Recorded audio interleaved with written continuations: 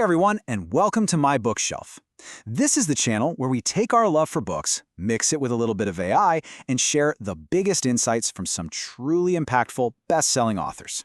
We're so glad you're here. Let's get into today's review. All right, let's dive right in. Today, we're cracking open a book that has been making some serious waves. The Diary of a CEO, 33 Laws for Business and Life by the one and only Steven Bartlett. So, have you ever found yourself looking at really successful people and just wondering, what's their secret? What do they know that the rest of us don't? It almost feels like they're playing a totally different game, right? Like they've got a different rule book. Well, this book basically says, you're right, they do, and it's here to hand you that rule book. Okay, let's get one thing straight right off the bat. Steven Bartlett, you might know him as an entrepreneur, maybe the youngest ever dragon on the UK's Dragon's Den. He did not write your typical business book. Nope. This isn't about some hot new trend that's going to be gone next year. We're talking about the deep stuff, the fundamental, enduring laws for building something great and becoming great yourself. And the best part? It's all rooted in real psychology and science. And he lays out these 33 laws in a really smart way, built around what he calls the 4 pillars of greatness. First up is the self, getting your own mindset right. Then comes the story, which is all about how you communicate your vision. After that, the philosophy. Basically, the core principles that guide you. And finally, the team. Because let's be real, you can't build anything amazing all by yourself. It's just a fantastic framework, and we're going to explore it through a few of my favorite insights from the book. So, where do we even begin with all this? Well, it starts with our very first big idea from the book, and it's a classic. Sweat the small stuff. And what's so wild about this is the math behind it, the sheer power of compounding. Bartlett makes this incredible point that greatness doesn't come from these huge heroic leaps. Nah, it comes from tiny, consistent, almost unnoticeable improvements. If you can get just 1% better every single day, it doesn't just add up, it multiplies. By the end of a single year, you're not 365% better. You're almost 37 times better. Just let that sink in for a second. That is a total game changer. And of course, this cuts both ways. Ignoring the small stuff, well, that compounds too. The quote from the book just hits so hard. The smallest seeds of today's neglect will bloom into tomorrow's biggest regrets. Wow. It's such a powerful reminder, right? The little details we brush off today are literally building the person we're gonna be tomorrow. Okay, so we've talked about small, consistent actions. Now we're going to take a hard turn into something a bit weird. Insight number 2 is one of my absolute favorites. Embrace useless absurdity. And yeah, this is a fascinating law all about marketing and how to make your brand completely unforgettable. So what on earth does he mean by useless absurdity? Well, get this.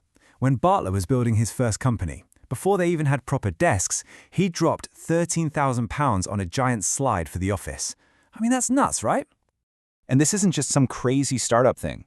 Think about Tesla. They have a $0 ad budget, but they have a feature in their cars called bioweapon defense mode. Are you ever going to actually need that? I seriously hope not. But is it memorable? Oh, absolutely. Or how about this one? The hotel chain BrewDog put beer fridges inside every single one of their showers. It makes no practical sense whatsoever, but you can bet people talk about it. And here's the key takeaway. The practical stuff, that's just expected. It's like wallpaper. Nobody notices it, but these useless, totally absurd details, they're what define the brand. They completely shatter your expectations, and our brains are just wired to lock onto the thing that feels out of place. It tells a story that you're fun or innovative or a little rebellious without ever having to say a word. And that creates the best marketing on the planet.